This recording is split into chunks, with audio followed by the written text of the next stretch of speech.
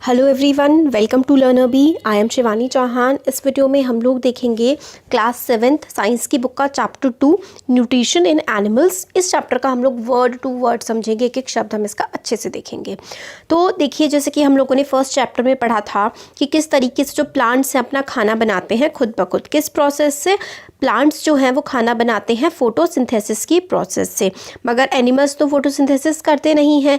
Animal जो हैं वो अपना खाना लेते हैं या तो प्लांट्स से, या फिर डायरेक्टली ले लेंगे, इनडायरेक्टली ले लेंगे, या फिर हम एनिमल्स को खा लेते हैं। ठीक है, तो कुछ एनिमल्स जो होते हैं वो दोनों प्लांट्स और एनिमल्स दूसरे एनिमल्स को खाते हैं। और हम लोगों ने यही पढ़ा था कि all organisms including human beings required food for growth. मतलब सारे के सारे ऑर्गेनिजम्स को, हर किसी को जो भी इस धरती पर एग्जिस्ट करता है, जिसमें जान है, उसको खाने की ज़रूरत है ग्रोथ करने के लिए, रिपेयर करने के लिए and functioning of the body. Growth का मतलब होता है हमारे जो हाइट का बढ़ना या फिर हमारे ऑर्गन्स का ग्रो होना। रिपेयर का मतलब चोट लग जाती है, क्योंकि हमारी बॉडी में बहुत सारे सेल्स होते हैं, वो डैमेज होते रहते हैं, बनते रहते हैं। और हमारी शरीर में सब कुछ सही तरीके से चलता रहे, इसके लिए हम लोगों को खाने की बहुत ज़्यादा ज़रूरत होती है। तो animal nutrition includes nutrient requirements, mode of intake of food and its utilisation in the body. तो एनिमल न्यूट्रिशन का क्या मतलब होता है? एनिमल न्यूट्रिशन का मतलब होता है न्यूट्रिएंट रिक्वायरमेंट। जैसे कि हम लोग को कार्बोहाइड्रेट, फैट, प्रोटीन, आप लोगों ने इस क्लास में पढ़ा था ना, फैट्स, प्रोटीन्स, विटामिन, मिनरल्स वगैरह, इन सब की ज़रूरत होती है। तो ये सारी हमारी न्यूट्रिएंट रिक्वायरमेंट पूरी करती है। Mode of intake, mode of intake का मतलब होता है आप किस तरीके से खाने को खा रहे हो। ठीक है, और उसका यूटिलाइजेशन कैसे हो रहा है, मतलब आप क्या खाना खा रहे हो, कौन कौन से न्यूट्रिएंट खा रहे हो, किस तरीके से खा रहे हो, और आपकी बॉडी उसको किस तरीके से यूटिलाइज कर रही है, उसका इस्तेमाल कर रही है। यही हम लोगों का न्यूट्रिशन का पूरा प्रोसेस होता है। हम लोगों ने वेरियस कंपोनेंट्स ऑफ फूड के बारे में पढ़ा था, तो वही हम लोगों ने देखा ना, फैट्स हो गए, विटामिन्स हो गए, मिनरल्स हो गए, कार्बोहाइड्रेट्स हो गए, ठीक है, प्रोटीन हो गया, ये सारे के सारे वेरियस कंपोनेंट्स होते हैं फूड के। तो components of food such as carbohydrate और कॉम्प्लेक्स सब्सटेंस, मतलब जो कार्बोहाइड्रेट होता है ना, वो काफ़ी ज़्यादा कॉम्प्लेक्स होता है, मैथ्स की तरह। आप ऐसे समझ लीजिए, जिनको मैथ्स टफ लगते हैं, काफ़ी कॉम्प्लेक्स होता है, तो हमको उसको क्या करना पड़ता है, हम लोगों को ना उसको सिंपल बनाना होता है। जैसे कि अगर आप लोगों को बोल दिया जाए कि इसको ऐड करो एक साथ लगातार, है ना, नहीं कर पाएंगे। बट सिंपल कैसे होगा, आप पहले 5 + 2 कर लीजिए तो 7, फिर 2 + 6 कर लीजिए, इस तरीके से ऐड करेंगे तो सिंपल हो जाएगा। तो हम लोग जो कॉम्प्लेक्स कार्बोहाइड्रेट्स होते हैं उसको सिंपल सब्सटेंस में पहले कन्वर्ट करते हैं। और ये जो कॉम्प्लेक्स सब्सटेंस होते हैं can not be utilised as such, ऐसे ही हम उसको इस्तेमाल नहीं कर सकते, तो हम उसको तोड़ लेते हैं। हम लोग सिंपल चीज़ में उसको हम कन्वर्ट कर लेते हैं।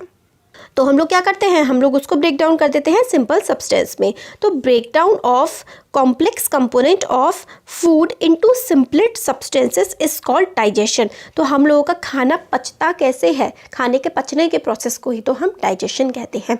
तो हम लोग जो खाना खा रहे हैं वो तो बहुत ही कॉम्प्लेक्स होता है। इसको कई भागों में कार्बोहाइड्रेट, प्रोटीन, फैट्स, है ना, इस अलग अलग पोर्शंस में करके तोड़ा जाता है। जब कॉम्प्लेक्स फूड को हम सिंपल सब्सटेंस में ब्रेक कर देते हैं, इसी प्रोसेस को हम लोग डाइजेशन कहते हैं। कैसे होता है, यही पूरा इस चैप्टर में हम देखेंगे। तो different ways of taking food, किस किस तरीके से हम लोग खाना खा सकते हैं। तो मोड ऑफ टेकिंग फूड हमारी बॉडी में काफ़ी ज़्यादा अलग अलग होता है। जानवर अलग तरीके से खाते हैं, इंसान अलग तरीके से खाते हैं। बीज हो गई, जो मधुमक्खियाँ हो गई, है ना, जैसे हमारा जो चैनल का नाम है लर्नर बी, वैसे हिंदी में देखें तो ऐसा हो जाएगा सीखने वाली मधुमक्खी। आप लोग मधुमक्खी को समझ लीजिए। देखिए, ऐसा है ना कि मधुमक्खी क्या होती है, छत्ती की तरफ जाती है ना, बहुत सारी मधुमक्खियाँ। तो आप ऐसे समझ लीजिए कि एक हब है जहाँ पर सब बच्चे पढ़ने आते हैं, तो इस तरीके से। ठीक है, तो देखिए, बीज and humming birds suck the nectar of plants. ठीक है, तो बीज और हो गए, हमिंग बर्ड्स हो गए, सक करते हैं मतलब चूसते हैं नेक्टर ऑफ प्लांट। नेक्टर होता है रस, है ना, रस चूसते हैं फूलों का। जो बर्ड्स और बीज वगैरह होती हैं, इन्फेंट्स ऑफ ह्यूमन मतलब छोटे बच्चे जो होते हैं, और काफ़ी सारे जो एनिमल्स होते हैं वो अपनी माँ का दूध पीते हैं। स्नेक जैसे कि पाइथन, वो क्या करता है, अपना जो प्रे होता है, प्रे का मतलब होता है शिकार, जो पाइथन का शिकार होता है वो उसको पूरा का पूरा क्या करता है, निकल जाता है। और कुछ एक्वेटिक एनिमल होते हैं, पानी में रहने वाले जानवर, वो फिल्टर करते हैं छोटे खाने के पार्टिकल जो कि तैर रहे होते हैं समुद्र में, वो उनको खा लेते हैं। तो अलग अलग वेज होते हैं खाना खाने के। ठीक है। अब आगे अमेजिंग फैक्ट हमें ये है कि जो स्टारफिश होती है ना, वो किसको खाती है, ऐसे ऑर्गेनिज्म को खाती है जिनका जो ना कैल्शियम का सेल, देखिए कैल्शियम कार्बोनेट होता है, कैल्शियम कार्बोनेट ना काफ़ी ज़्यादा हार्ड होता है, तो ये क्या करती है उसको धीरे धीरे कोरोड करती है। फिर उसके बाद जेलीफिश तो ऐसे ऐसे करके होती है, इसका जो स्टमक है ना वो ऊपर निकल के आता है इसके मुंह पे, इसका पेट इसके मुंह में आ जाता है, और ये जो सॉफ्ट एनिमल होता है ना हार्ड शेल के अंदर उसको खा जाता है। मतलब इसका मुंह बाहर निकल के आया और इसने जो एनिमल था उसको अपने अंदर ले लिया, और फिर इसका जो पेट है वो मुंह से अंदर की तरफ चला जाता है। मतलब पेट बाहर निकल के आता है मुंह तक और फिर पेट वापस अंदर चला जाता है, और धीरे धीरे खाना अपना पचाते रहते हैं। अब ह्यूमन का डाइजेशन किस तरीके से होता है, हम लोग जो है खाना खाते हैं अपने मुंह से, अपने माउथ की हेल्प से, हाथ में लेकर के मुंह में खाना डालते हैं, तो इस तरीके से हम लोग खाना खाते हैं, फिर डाइजेस्ट होता है और हमारी बॉडी के वेरियस प्रोसेसेस की हेल्प से हम खाने का इस्तेमाल करते हैं। तो अनयूज्ड पार्ट जो होता है, जो हम लोग उसको डिफिकेट कर देते हैं, अपनी बॉडी से बाहर निकाल देते हैं, है ना, पॉटी की फॉर्म में। तो अनयूज्ड पार्ट्स जो होते हैं, जो खाना हम लोगों ने यूज़ नहीं रहा, वो हम बॉडी के अपने बाहर निकाल के फेंक देते हैं। तो आप लोगों ने क्या कभी सोचा है कैसे होता होगा? तो food passes through a continuous canal, food जो है ना वो एक कंटिन्यूस कैनाल से पास होता है। तो देखिए यहाँ से हम लोगों ने मुंह से खाना खाया और ये पूरा का पूरा नीचे तक का प्रोसेस इसका चलता जाता है, ठीक है, कंटिन्यूस कैनाल के थ्रू, और फिर ये एनस से हमारे बाहर बॉडी के निकल जाता है, जो मतलब जो हमारे यूज़ का नहीं होता खाना, वो चीज़। फूड जो है वो कंटिन्यूस कैनाल के थ्रू जो है पास होता है, और ये buccal cavity and ends at the anus. Buccal cavity का मतलब होता है आपका मुंह, ठीक है, और एनस जो है जहाँ से आपकी बॉडी में से जो डिस्क्रीट होता है ना बाहर की तरफ निकलता है, वो होता है एनस। तो बकल कैविटी और ends at the anus, buckle cavity से स्टार्ट होता है, एनस पे ख़त्म होता है। देखिए ये है नीचे एनस, ये रहा एनस, यहाँ से नीचे बाहर निकल जाता है बॉडी के, और बकल कैविटी होता है ये वाला पार्ट आपका मुंह। तो बकल कैविटी में आपका खाना जाता है, एनएस के थ्रू बाहर निकल जाता है। तो आपका जो ये कैनाल होता है जिसको हम लोग एलिमेंट्री कैनाल कहते हैं, ये कई सारे पार्ट्स में डिवाइडेड होता है। सबसे पहले तो आपका आता है बकल कैविटी आपका मुंह, फिर आता है फूड पाइप, या फिर उस फूड पाइप को हम लोग ओएसोफेगस भी कहते हैं। ये है फूड पाइप है, इसको हम लोग क्या कहते हैं, एक तो फूड पाइप कहते हैं और एक ओएसोफेगस कहते हैं, दो नाम है इसके। फिर उसके बाद हमारा खाना जाता है फूड पाइप से स्टमक, हमारे पेट में, ये रहा हमारा पेट, ठीक है, पेट में जाएगा, पेट से स्मॉल इंटेस्टाइन में जाएगा, ये वाले, ठीक है, स्मॉल से फिर लार्ज इंटेस्टाइन में जाएगा, लार्ज इंटेस्टाइन से एनस में चला जाएगा।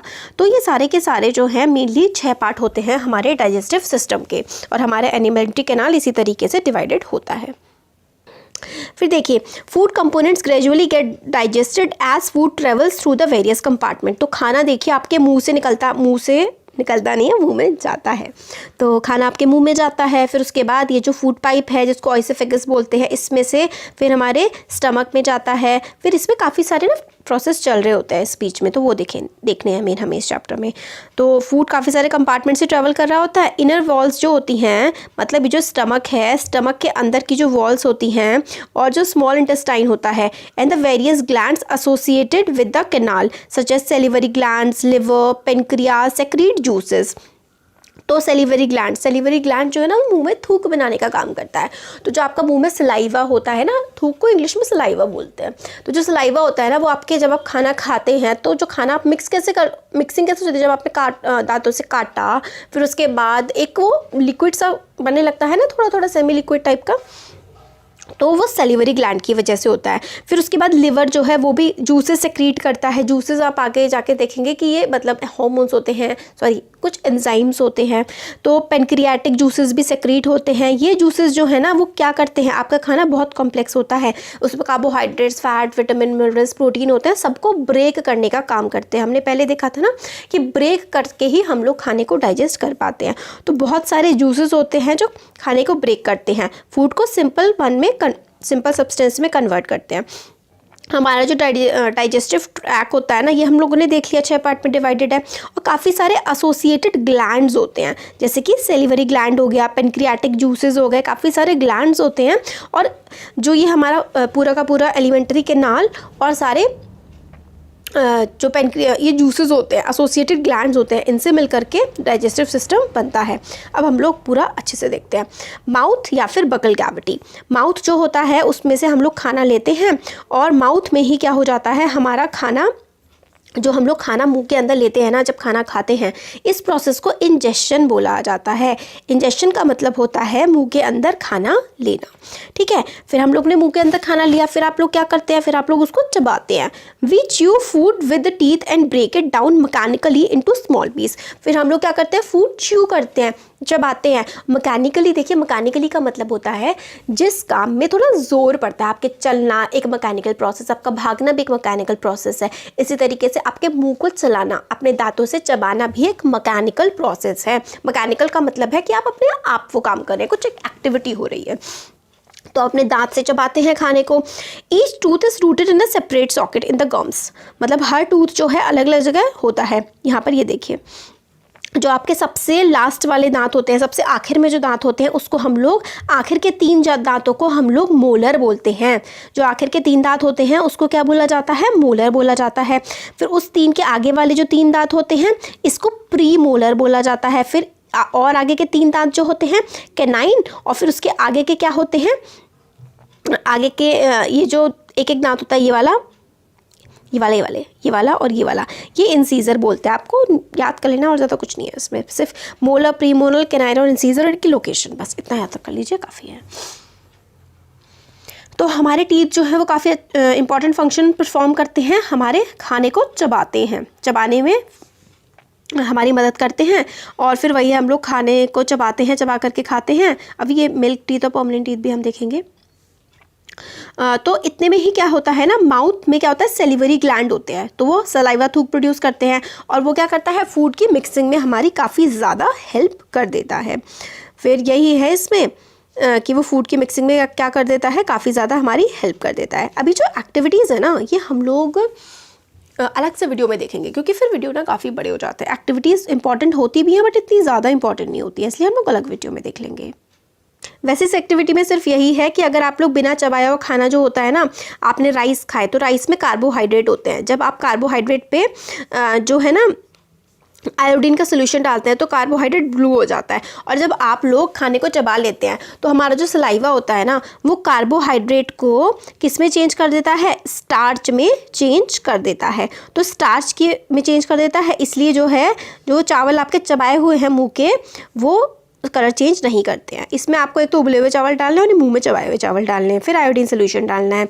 आयोडीन सोल्यूशन जो उबले हुए चावल हैं वो उसको ब्लू कर देगा, बट जो चबाए हुए चावल है ना, उसमें कार्बोहाइड्रेट से, हमारे सेलिवरी ग्लैंड की हेल्प से हम लोगों ने क्या किया है, कार्बोहाइड्रेट को हमने स्टार्च में चेंज कर दिया है। इसका मतलब क्या निकलता है कि हमारे मुंह के अंदर जब हम लोग खाने को चबा रहे होते हैं, उसी टाइम पर ही क्या होता है, उसी टाइम पर हमारा saliva breaks down the starch into sugar. ठीक है, जो स्टार्च वाली चीज़ प्रेजेंट होती है ना, कार्बोहाइड्रेट से स्टार्च, और स्टार्च से क्या बन जाता है, वो शुगर में कन्वर्ट हो जाता है। मतलब सलाइवा स्टार्च को शुगर में कन्वर्ट करता है। वेरी इंपॉर्टेंट, सलाइवा जो है, हमारा जो सलाइवा होता है ना, थूक जो होता है, वो स्टार्च को क्या करता है, शुगर में चेंज कर देता है। और टंग क्या होती है, हमारे मुंह के अंदर क्या होती है, जीभ भी होती है। ये फ्लैशी सा ऑर्गन होता है, हड्डियाँ तो होती नहीं है, है ना, फ्लैशी ऑर्गन होता है और बकल कैविटी में ये प्रेजेंट होता है और हम इसको कहीं पर भी मूव कर सकते हैं। इसका फंक्शन जो है ना, क्या होता है, हम ये मिक्स सलाइवा प्रोड्यूस करते हैं। हमारी टंग ही तो सलाइवा प्रोड्यूस करने का काम करती है और फिर उसके बाद हम लोग च्यू कर पाते हैं और खाने को आराम से स्वलो कर पाते हैं। और हम जो खाने का जो टेस्ट है ना, वो भी हम किसकी मदद से कर पाते हैं, हम लोग टंग की मदद से ही, तो जीभ की मदद से ही तो चीज़ों को टेस्ट कर पाते हैं। अब मिल्क टीथ और परमानेंट टीथ, मिल्क टीथ वही होता है जब हम लोग छोटे होते हैं ना, 6 से 8 ईयर की एज के, तो हमारे दांत मिल्क टीथ होते हैं। और जब छोटे बच्चे के दांत आते हैं और 6 से 8 साल की एज में वो गिरने भी लग जाते हैं। उसके बाद जो दांत आते हैं, जो आपके अभी दांत हैं, वो परमानेंट टीथ है। वो आपकी पूरी लाइफ रहेंगे कि अगर आपके बस ख़राब ना हो जाएं।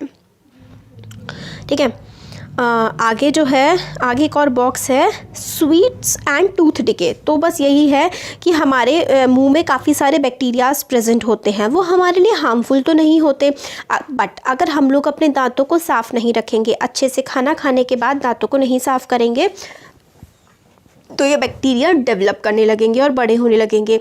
ये ये बैक्टीरिया क्या करते हैं, शुगर को जो प्रेजेंट होती है ना उस पे ये एसिड में कन्वर्ट कर देते हैं। मतलब जो हमारे दांतों में शुगर रह जाती है उसको बैक्टीरिया क्या करते हैं, एसिड बनाते हैं।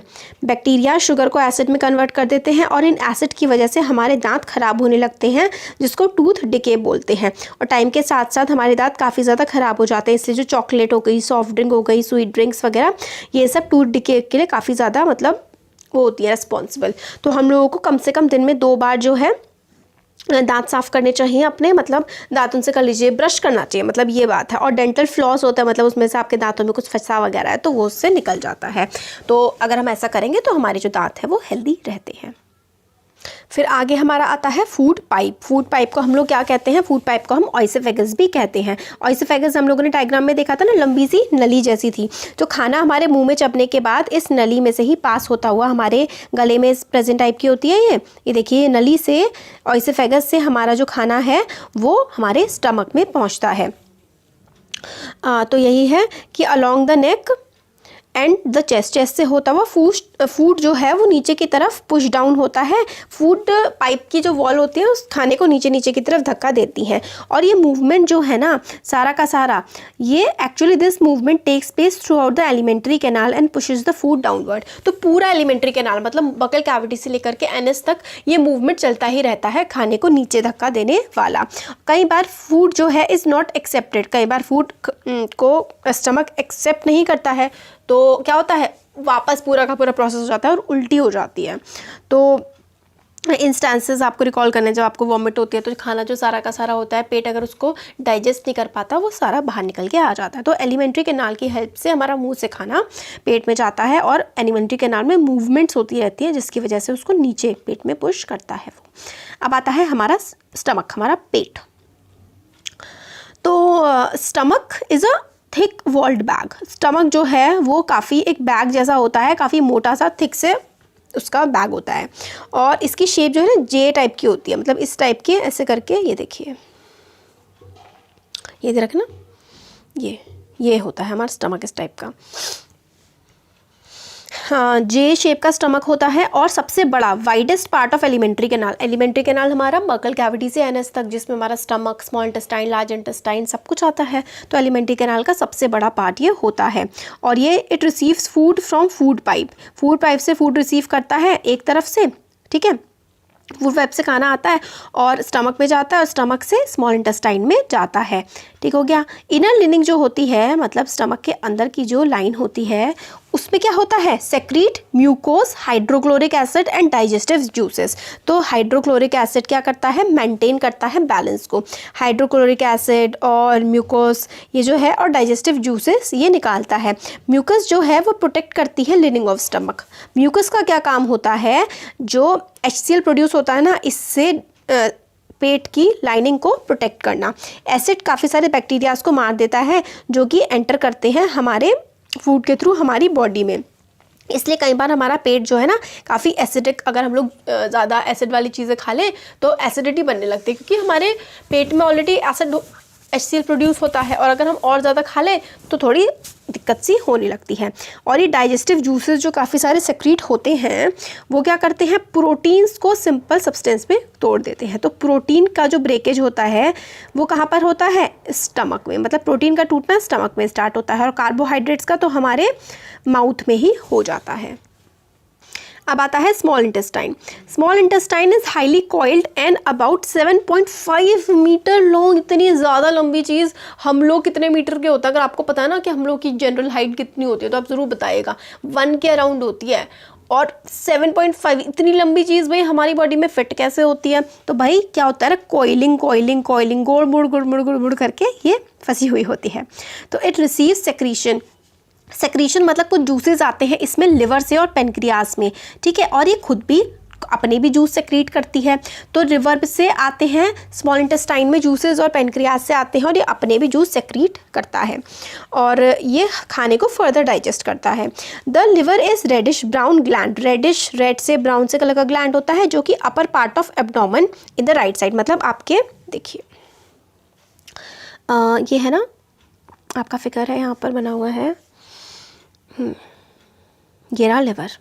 एब्डोमेन के अपर पार्ट में, स्टमक से ऊपर की तरफ होता है ना लिवर, एब्डोमेन के अपर पार्ट में लिवर सिचुएटेड होता है और ये सेक्रीशंस देता है स्मॉल इंटेस्टाइन को, ठीक है। और क्या आता है इसमें से? बाइल जूस आता है, liver secrete bile juice that is stored in the sac called gall bladder. Gall bladder में बाइल जूस जो है प्रेजेंट होता है, बाइल को पित्त कहते हैं, ठीक है। तो बाइल जो है गॉल ब्लैडर में प्रेजेंट होता है और bile plays an important role in the digestion of fat. Bile का क्या काम होता है? फैट्स को डाइजेस्ट करना। फैट्स को डाइजेस्ट करता है बाइल, यानी कि फैट्स कहाँ पे डाइजेस्ट हो रहे हैं? फैट्स स्मॉल इंटेस्टाइन में हो रहे हैं, प्रोटीन्स हो रहे हैं स्टमक में और कार्बोहाइड्रेट्स हमारे माउथ में होते हैं। पेनक्रियाज जो है वो काफ़ी लार्ज क्रीम कलर का ग्लैंड है, जस्ट बिलो स्टमक, स्टमक के नीचे की तरफ है। और पेनक्रियाटिक जूस जो होते हैं ना, जैसे कि कार्बोहाइड्रेट्स, पेनक्रियाटिक जूस एक्ट करता है, काम करता है कार्बोहाइड्रेट, फैट और प्रोटीन पे and change them into simpler forms. तो पेनक्रियाटिक जूस जो आते हैं वो कार्बोहाइड्रेट, फैट और प्रोटीन तीनों पे एक्ट करते हैं, यानी कि स्मॉल इंटेस्टाइन में कार्बोहाइड्रेट, फैट और प्रोटीन सब पर एक्ट होता है, सबका डाइजेशन होता है और इसको सिंपलर फॉर्म में कन्वर्ट करने में हेल्प करता है। और the partly digested food now reaches the lower part of the small intestine where intestinal juice completes the digestion of all components of the food. फिर जो डाइजेस्टेड खाना होता है जो कि स्मॉल इंटेस्टाइन में पहुंच गया होता है, फिर उससे नीचे की टाइप के पार्ट में वो पहुंच जाता है। Carbohydrate get broken down, carbohydrate और छोटे सिंपल शुगर्स में कन्वर्ट हो जाते हैं, ग्लूकोज, फैट्स, ठीक है। देखिए कार्बोहाइड्रेट्स किस में चेंज हो जाते हैं? ग्लूकोज में हो जाते हैं स्मॉल इंटेस्टाइन में। फैट्स किस, ये चीज़ बहुत ज़्यादा इंपॉर्टेंट है, आपके एग्जाम में बहुत ज़्यादा पूछी जाती है। फैट्स चेंज होते हैं फैटी एसिड्स में और ग्लाइसरॉल, ठीक है, ग्लाइसरॉल में, फैटी एसिड ग्लाइसरॉल में और प्रोटीन होते हैं अमीनो एसिड में।